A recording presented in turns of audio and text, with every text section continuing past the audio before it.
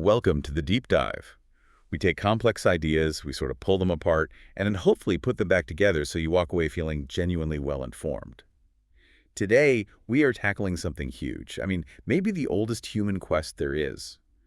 The search for meaning, for purpose, for some kind of ethical guidance in just existing. It's fundamental, isn't it? Every culture, every person wrestles with, why are we here? Exactly. And for ages, the answers often came from tradition, maybe divine texts, a sense of cosmic order. But here's the challenge for this deep dive, the real core of it. What happens when those traditional religious foundations, the ones that often gave pretty clear answers, are, well, removed? Right. Or it just aren't convincing for someone anymore. How do you build a life that feels moral, that feels purposeful, in a universe that doesn't seem to provide an instruction manual up front? No divine cheat sheet. That's exactly the challenge our source tackles. We've been digging into the work of humanist sage James Dalton, specifically his essay, Humanist Search for Purpose, Meaning, and Ethics. It's all about how you can find real significance, build solid ethics in a cosmos he describes as devoid of divine intervention. Which sounds potentially bleak, but his argument is actually quite the opposite. It really is. So our mission today, for you listening, isn't just a summary. We want to unpack the whole framework Dalton lays out. We're aiming to show you the key tools, philosophical, scientific, psychological, that humanism uses. Think of it as a shortcut to understanding this worldview where meaning isn't something you just stumble upon. No, it's something you have to actively construct. You're the builder. Piece by piece. And that construction idea is so important. This deep dive is really about seeing how different kinds of knowledge fit together. Dalton's point, the humanist position, isn't just about not believing certain things. It's a positive effort. A positive construction project. Exactly. Yeah. Connecting cosmology, evolution, philosophy, psychology, all these fields to try and build a coherent answer to those big existence questions. And it doesn't shy away from the tough stuff, does it? Like the anxiety of having all that freedom. Not at all. It embraces the huge responsibility that comes when you realize, okay, it's down to me. I'm the architect of my own meaning. It's a massive challenge, yes, but maybe also the greatest opportunity we have to define ourselves. Okay, let's dive in. Where do we start unpacking this? Maybe at the biggest scale possible, the universe itself. Makes sense. Dalton argues you can't figure out your place if you don't accept the scientific description of the place itself. So yeah, the scientific story of where we came from, that's the bedrock. The foundation. Precisely. The humanist view is grounded in empirical evidence, in science. The origin story isn't myth, it's cosmology. We start, 13.8 billion years ago? The Big Bang? Right. The idea that everything expanded from this incredibly hot, dense point. The cosmological singularity, as science calls it. Just stopping there for a second. 13.8 billion years. It's almost impossible to really grasp that timescale. It really is. And just letting that sink in, it immediately gives you a sense of, perspective. Humility, maybe. Yeah, and vastness. This isn't just a date. It's the scientific narrative that frames our existence.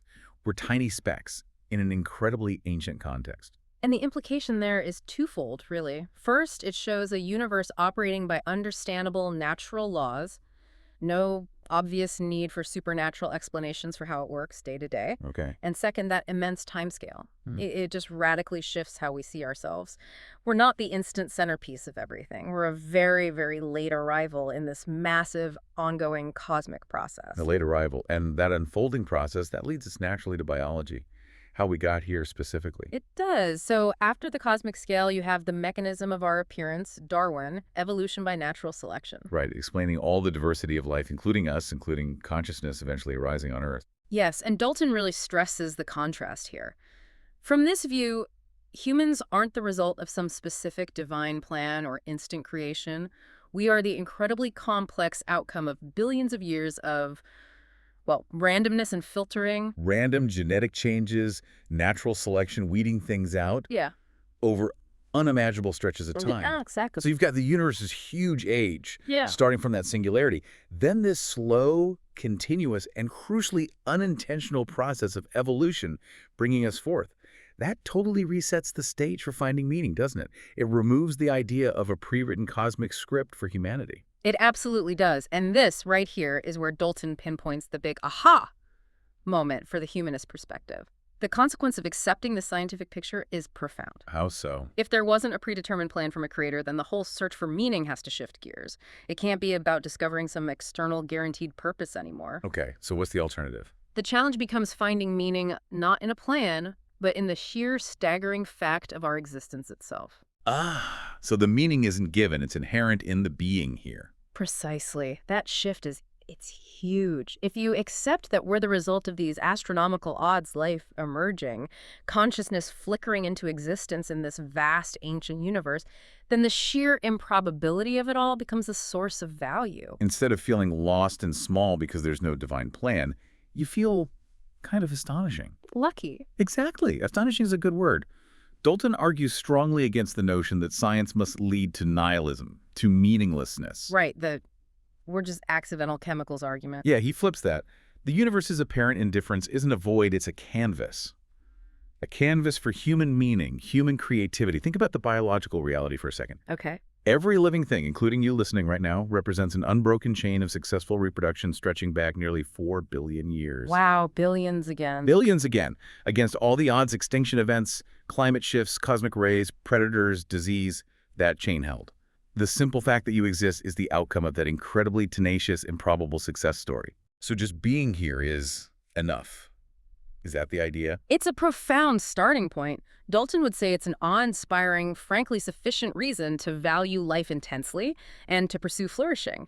You're not some tiny cog in a divine machine with an unknowable purpose. You are this brief, brilliant, utterly unique expression of 13.8 billion years of cosmic history unfolding. And realizing that. That's the foundation.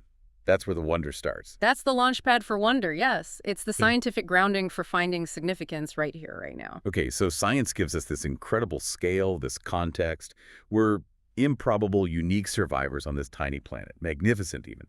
But if the universe doesn't hand us a purpose with that existence, if we accept the science, where does the blueprint come from? Yeah, how do you build a good life, a defined life, on that foundation? Right. We have to build it ourselves, you said. So this is where we shift from the what is of science to the what should we do of philosophy, starting with existentialism. Exactly. This is the critical philosophical engine, as Galton presents it. He leans heavily on Jean-Paul Sartre's famous line, "Existence precedes essence." Okay, that's one of those phrases you hear a lot. Existence precedes essence. Let's linger on that because it sounds dense. It is dense, but the core idea is revolutionary for how we think about being human. So normally if I think about making something like, I don't know, a coffee mug, its essence, its purpose, to hold coffee, I figure that out before I make it, right? The design comes first. Essence precedes existence. Perfect example. For manufactured things, yes. But Sartre flips it for humans. So for us, For us, he argues, we're just thrown into existence first. Poof, here we are, born without a pre-written soul script, without a fixed human nature stamped on us, and crucially, without any inherent purpose assigned by a god or cosmic force. so we arrive blank, or maybe not blank, but undefined. Undefined is a good way to put it. Dynamic potential, maybe. We first exist, and then we define who we are, our essence, through every action we take, every choice we make, how we react to the world. We literally become the sum of our choices and actions. Yes. You are what you do. Wow. The consequence of that is staggering. It means we are, as you said, radically free, completely free to shape our own lives, our own values, our own morality. Radically free. If there's no divine template, no fixed human nature, then every significant choice you make isn't just for you.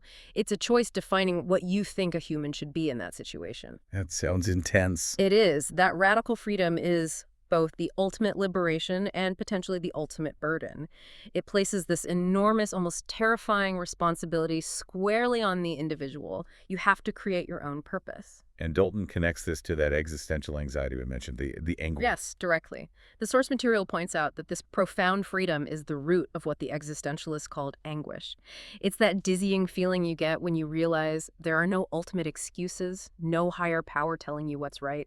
You choose, and you're responsible for that choice. Because when you choose for yourself, Sartre said, you're kind of choosing for everyone. You're saying this is how a person should act. Exactly. You're putting forward a model of humanity with your actions. So the challenge from a humanist perspective, building on this, isn't to run away from that anxiety. It's to face it, embrace the responsibility, and use it as fuel Fuel to what's to actually build that authentic, meaningful life you've chosen? Precisely, to craft it consciously. Okay, but I have to push back a little here. This sounds great, this radical freedom, but if meaning is purely self-created, what stops it from becoming completely subjective? Like anything goes. That's the classic challenge, right? If I find meaning in helping people and someone else claims they find meaning in, I don't know, burning down buildings, are those equally valid from this standpoint? Where are the guardrails? Yeah, if we're radically free, doesn't that risk chaos? Or even nihilism, the idea that nothing really matters anyway? It's a crucial friction point. And Dalton addresses it by showing how existentialism, for humanism, doesn't exist in a vacuum. It's connected to a broader humanist ethos, one that's rooted in shared human experience, reason, and science. Ah, okay. So the freedom is existential, but the content we choose isn't arbitrary. Exactly. While the choice to create meaning is individual, the kind of meaning that leads to genuine flourishing tends to align with observable human needs and well-being. Humanism avoids pure subjectivism by anchoring purpose to values we can derive rationally and observe empirically, Like what? like reducing suffering ours and others, promoting critical thinking and reason, realizing human potential. These aren't just random choices. They're based on understanding what actually helps humans thrive, individually and collectively.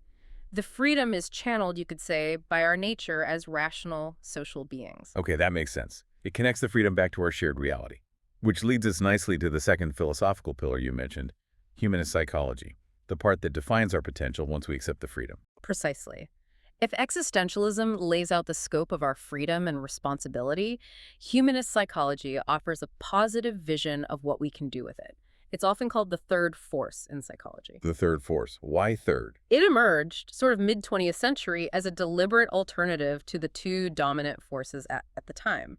Behaviorism, Which saw people as basically stimulus response machines, pretty much, and psychoanalysis. focused heavily on unconscious drives, conflicts, neuroses. Right. Humanist psychology, with figures like Abraham Maslow and Carl Rogers, came along and said, wait a minute, what about growth? What about potential? What about health?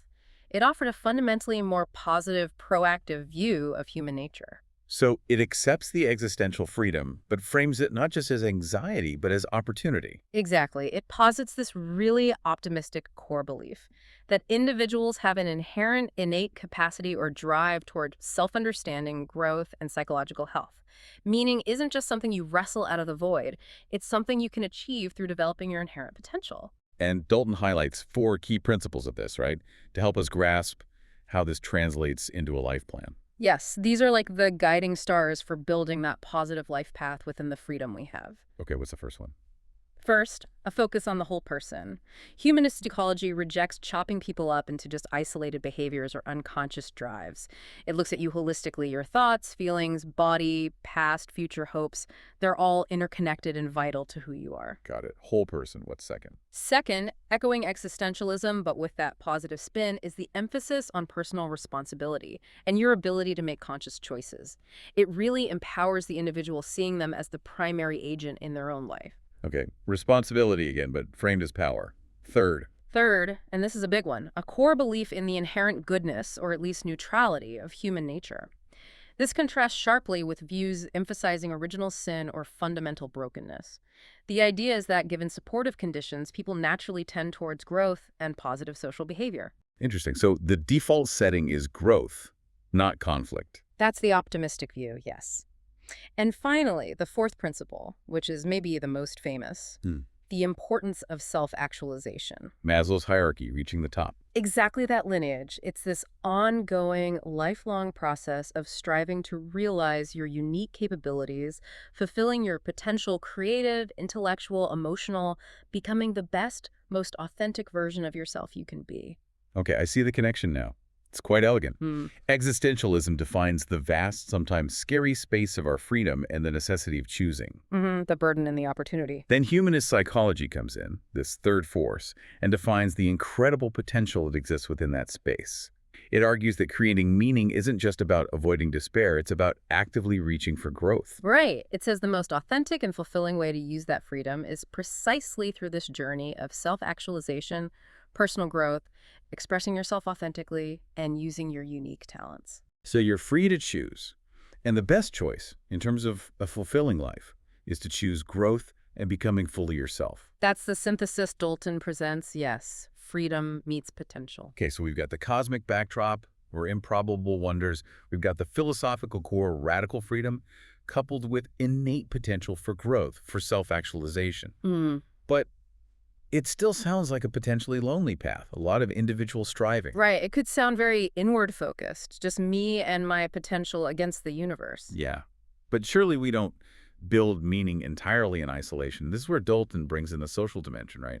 This gets really interesting. Absolutely. This tension between that radical individual freedom from existentialism and our undeniable nature as deeply social beings is critical to the humanist synthesis Dalton describes. So it's not just about me defining myself. Not at all. While the choice and responsibility start with the individual, humanism fully recognizes that humans are fundamentally interconnected. We evolved as social creatures. Our survival and flourishing have always depended on cooperation, empathy, community. We're wired for connection. Deeply wired.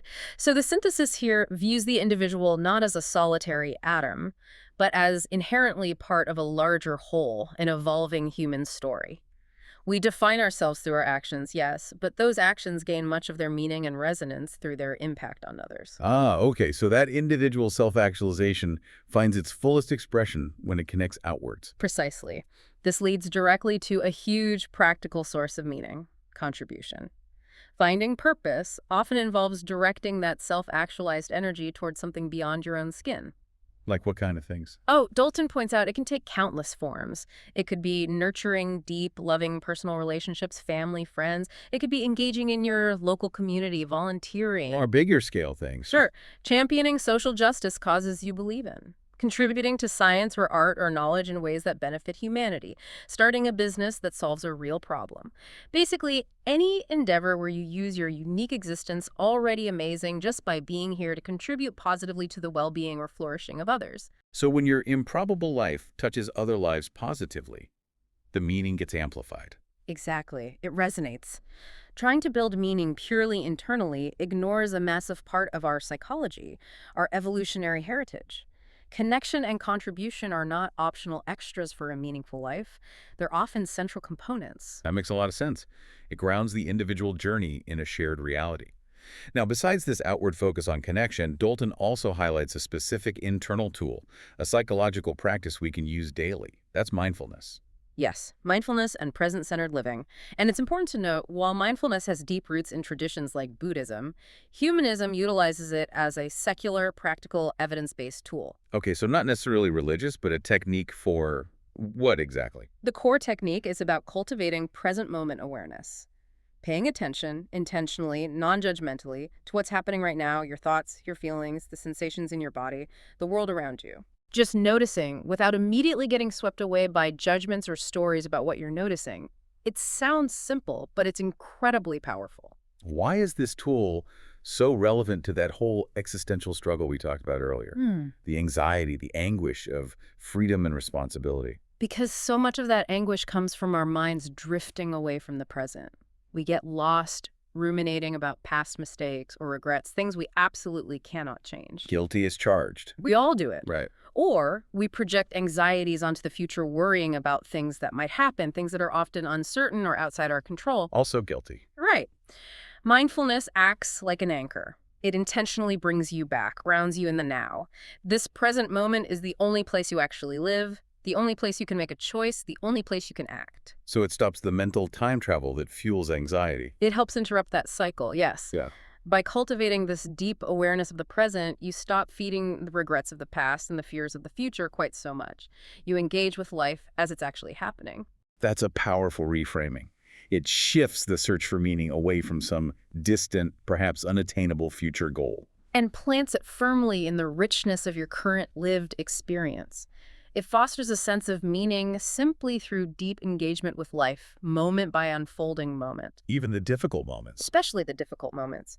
Mindfulness doesn't promise to eliminate suffering.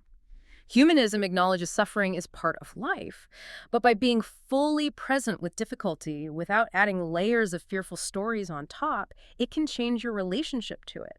It disarms some of its power to create that deep existential dread. So you're creating your essence, your meaning in this present moment. Mindfulness helps make sure you're actually awake and present for that creation process. Beautifully put. That's exactly the idea. It's a practical tool for living out that philosophical freedom and potential right here, right now. Okay, we've built quite a picture. A scientific foundation, philosophical freedom and potential, practical tools like connection and mindfulness. But now, we hit the big one. The question that always gets thrown at non-religious worldviews. Ah, yes, the ethics question. Exactly. If you're not following rules laid down by a deity, if there's no divine commandment saying thou shalt not, then how on earth do you decide what's right and wrong? Mhm. How do you build a solid, reliable, ethical framework? It's arguably the most crucial practical challenge, and understandably so. Societies need shared ethics to function. Right. So how does Dalton, representing this humanist synthesis, address this? How do you get objective morality without God? Well, the first thing Dalton emphasizes is that humanism doesn't abandon ethics. It seeks to rationalize them. It grounds them in human reason, empathy, and the observable consequences of actions on human well-being, drawing on centuries of secular philosophical thought. So the source shifts from divine authority to human reason and experience. Precisely. It's about building ethics from the ground up, based on what we can understand and observe about ourselves and our societies. And Dalton outlines four major frameworks that humanism draws upon. They're not mutually exclusive, they often work together. Okay, let's break those down. What's the first one? The first is perhaps the most foundational: rational ethics. This approach uses reason, logical consistency, and empirical observation, looking at the real-world results of actions to figure out moral principles. So thinking things through logically. Thinking things through and challenging assumptions, it fundamentally rejects the idea that morality depends on a divine command. It tackles that old philosophical puzzle, the Euthyphro dilemma. Which is? Remind me. Is something good simply because God commands it? Or does God command it because it is inherently good? Right, the causality question. Exactly. Rational ethics firmly lands on the second option. Morality has an inherent logic, independent of divine will, and our human reason is capable of figuring it out. We observe that certain actions, like pointless cruelty, cause suffering, while others, like cooperation and honesty, tend to promote well-being. From that, we can deduce principles like reciprocity, the golden rule, as rational moral guidelines. Okay, so reason and observation was the second framework. The second shifts the focus firmly onto outcomes. Utilitarianism. The greatest good for the greatest number idea. That's the core principle, yes. Associated with philosophers like Bentham and Mill, it's a consequentialist theory. The moral rightness or wrongness of an action is judged solely by its consequences. The goal is to choose the action that maximizes overall happiness or well-being, or minimizes suffering for the largest number of people affected. Now this one always raises concerns, doesn't it? What about the minority? Could utilitarianism justify sacrificing the few for the many? The whole tyranny of the majority problem? How does Dalton address that? That's a critical and valid concern. Dalton stresses that a sophisticated humanist application of utilitarianism can't be simplistic bean counting of pleasure points.